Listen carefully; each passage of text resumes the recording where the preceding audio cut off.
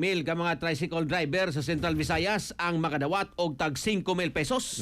Sud sa tulok adlaw nga payout sa DSWD7. Ayos. Ato ning sayron pinagi sa report ni katropa ang Crystal Joy Felerca.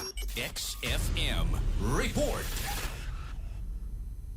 Nagpadayon karong adlaw ang laing hugna sa pagpang-apod-apod sa Department of Social Welfare and Development 7 o cash relief assistance sa mga tricycle drivers sa Central Visayas. Apan karong higayuna para nausab kini sa mga benepisyaryo gikan sa mga lungsod sa probinsya sa Bohol ug probinsya sa Sugbo.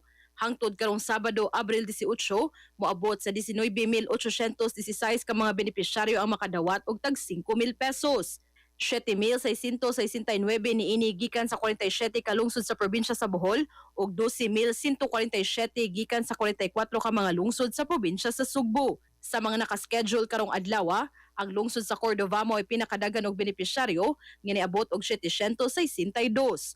Una nang nasugdan ang payout sa cash relief assistance ngadto sa napo ka mga syudad sa Central Visayas niadtong nilabay nga semana, kun diin dulan 15,000 ang mga benepisyaryo.